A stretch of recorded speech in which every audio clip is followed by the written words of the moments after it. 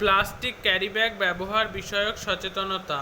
1950-এ plastic তৈরির ব্যবহার ব্যাপকভাবে শুরু হওয়ার পরে থেকে প্লাস্টিক বিভিন্ন কাজে ব্যবহৃত হয়। মানুষ ও পরিবেশের জন্য ক্ষতিকারক, তবু প্যাকেজিং, নির্মাণ ক্ষেত্রে, বৈদ্যুতিন যন্ত্রপাতি, যানবাহন, গৃহস্থালী, চিকিৎসা ক্ষেত্রের মতো সর্বক্ষেত্রে আজ প্লাস্টিকের অনিয়ন্ত্রিত ব্যবহারে প্রতি বছর সারা বিশ্বে 50,000 কোটিরও বেশি প্লাস্টিক ব্যাগ ব্যবহৃত হয়।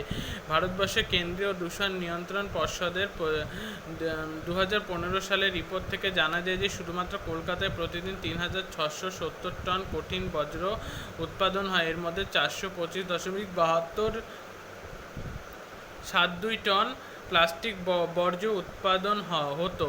এই প্লাস্টিকের বেশিরভাগ একবার ব্যবহারযোগ্য। প্রকৃতির সঙ্গে প্লাস্টিক বর্জ্যে মিশে যেতে সময় লাগে 400 থেকে 1000 বছর। তাই প্লাস্টিক আমাদের স্বাস্থ্য ও সভ্যতার পক্ষেও ক্ষতিকর।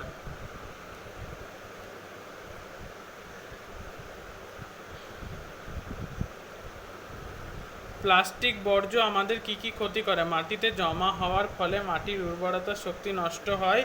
ভূ অভ্যন্তরে জল প্রবেশে বাধা সৃষ্টি করে। জলাশয়, নিকাশি নালা বা খালের ও নর্দমার প্লাস্টিক জমে নিকাশি ব্যবস্থায় বাধা সৃষ্টি করে, ফলে অল্প বৃষ্টিতেই জল জমে।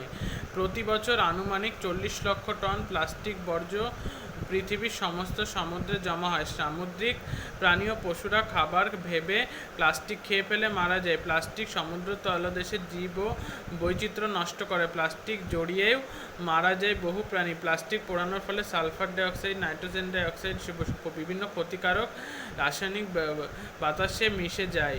প্লাস্টিক দূষণ হৃদরোগ, হাঁপানি, শ্বাসকষ্টের পাশাপাশি স্নায়ুতন্ত্র, কিডনি ও লিভারের ক্ষতি করে এবং প্রজনন ক্ষমতা হ্রাস পায়।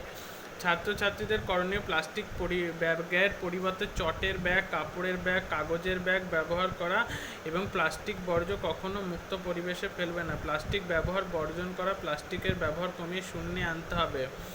প্লাস্টিককে ব্যবহার করতে বাধ্য হলে তাকে পুনঃ ব্যবহার করতে হবে। প্লাস্টিক ব্যবহার করতে নিতান্ত বাধ্য হলে পুনর্ব্যবহারযোগ্য প্লাস্টিক একমাত্র ব্যবহার করতে হবে।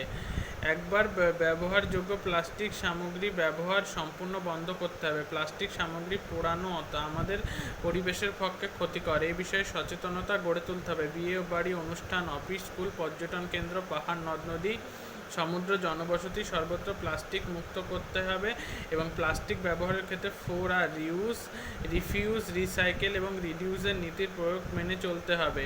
তেমনি থার্মোকলের ব্যবহারে সদা সতর্ক থাকতে হবে।